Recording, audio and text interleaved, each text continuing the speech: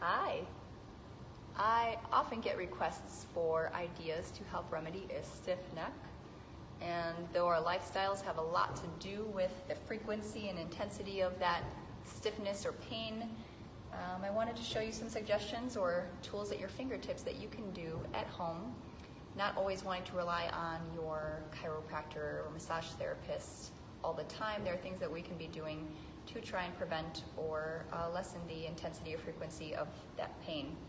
Not to say that I would ever ask you to take these suggestions from this video in place of your medical professional's suggestions, just a healthy reminder to be an active participant in your health. So while you may work at a computer all day, and maybe you don't have a standing desk, maybe you're only slouching forward and you have extra pounds of pressure on your cervical spine, or maybe you feel like you've got a lot of weight from the world on your shoulders, right? And you've got a lot of tightness in your traps, or maybe you slept weird, you woke up on the wrong side of the bed. Well, the next time you wake up on the wrong side of the bed, instead of taking it out on everybody and your body, maybe you can do a few stretches and breathe. We know that breathing decreases inflammation. It's how we are designed. It's amazing. What if you woke up and it's too sore to stretch and say, okay, well, what you can do is some isometric exercises, which will help kind of get fluid there, start to engage those muscles, and after it's not so inflamed, maybe you can start to add some of those stretches. So first things first, you always would think about supporting your posture no matter where you are. If you feel like you slouch a lot, raise yourself up on 2 blocks, or I know no one has phone books anymore, but find something, whether you're in a chair, making sure those hips are tall, kind of like the kid classes used to go, head over your shoulders, knees and toes, knees and toes. Hands will come out towards the sides, and maybe just take a big breath in. You want that belly to move, so don't suck it in.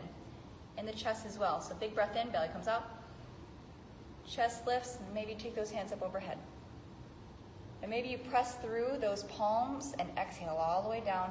When you exhale, imagine that you're taking the belly button back towards the spine. So almost like when we were kids, showing off how we could roll the belly. Now we're showing off the rolls, okay? Now it's cool. So pretend you tried to bring your ear over towards your shoulder, and then you try the other side and you're like, it hurts too much. Maybe it's too inflamed. You don't want to overstretch if it's too inflamed. You might take one hand up and over. If I were to take my right hand up and over towards the left side of my head, towards the temple, nice and tall in the spine, big breath in, so belly wants to come out. And press into the hand as the hand presses back at you, and as you exhale, pull the belly button back towards the spine, and relax. You'll switch, big breath in. Engage, engage, engage, and when you're ready to exhale, let it out. Relax. You'll try that again, 1 per side, big breath in.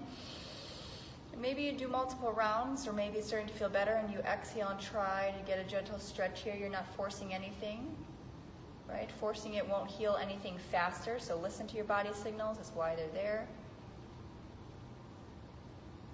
So say you do that for a few rounds. Maybe you alternate with anti-inflammatories of choice, whether it's over the counter or a tea or whatever is your idea of an anti-inflammatory. Or maybe you are going to alternate with first cold and then hot cold, right, on the area. So after it starts feeling a little bit better, maybe you can incorporate more. Big breath in. Right ear over towards the right shoulders. You exhale, pull the belly back. So squeeze all the air out of the lungs by almost like squeezing a balloon. Everything comes out, and then exhale towards the other side. No matter how simple this seems, this can be very useful for us. If we've gone a lifetime of breathing with the accessory muscles up here, kind of like when we're at the doctor, we take a big breath in and our shoulders come up towards the ears, and they say, all right, I want to hear your breath, this stethoscope. We want to get used to letting those shoulders relax and breathe more with the belly and the chest, the way that we see kids and our pets doing. So practice if you need to. Hand on your belly, one on the chest, big breath in. Belly comes up first, and then the chest wants to expand gently, and exhale almost like a wave. And you're not worried about whether you're doing it correctly. You know that practice makes progress, and your body knows effort, so you just practice. Another thing you can do, taking the hand up and over towards the trap. First, grab it, that bundle of fibers. Take a big breath in and hold, almost like your own little pressure point massage. Big breath in. Belly's coming out. Hold. On the exhale, pull belly back.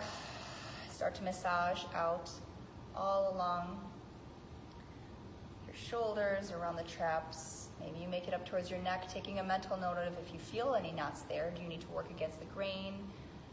Right, so breaking up those adhesions. You'll go to the other side on your breath. Take as much time as you need there, but being mindful with the movement and your breath and conscious awareness, right? Because you'll get more energetic bang for your buck.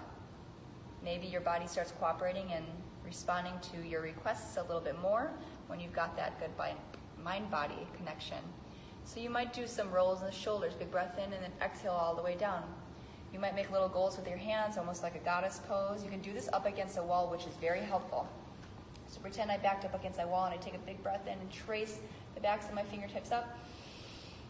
Chest lifts, and then you exhale, and then you actively ride it down. Wipe those flat shoulder blades down the wall, down the wall, down the wall. You can take it all the way out. When you anticipate another breath in, take it up. All the way up. Exhale, flatten out. Right, so you might do a few of those. Another thing, tucking the chin in, the double chin is in. We have flattened out the cervical spine as if we are up against a wall. Your shoulder blades, your neck, and your hips are up against a wall, literally or just figuratively. Now tuck it in towards the sternum. Belly wants to come towards the nose. Big breath in. And as if there's a paintbrush in between the teeth around your nose, start drawing large half circles. Can you take a large full circle? Absolutely, but you don't want to do it all the time. You don't want to wear out that cervical spine more than necessary. So you might just do large half circles and breathe with it, breathing up as you come up and exhaling as you come down, right? And really paying attention to what you're doing, stretching in the front of the neck, the back. You feel it in your traps starting to come back up. You might draw figure eights. And not only does this open everything up and make sure you have healthy movement in the spine, go the other direction,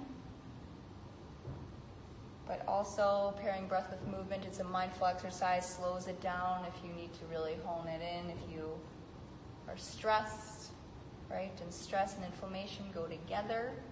So find your reason why you deserve to have mindful movement. I hope that you make it a habit of taking care of yourself and doing this wherever you are every day. You don't always have to have a yoga mat. You don't have to have a standing desk, but make sure that you move and take care of yourself when needed. Don't wait until your body is screaming to take care of it. Because as the saying goes, that I have no idea who originally said it, if we listen to our body's signals before they scream, then it's just a whisper. So hope you take care of yourself today. Namaste. Have a great day.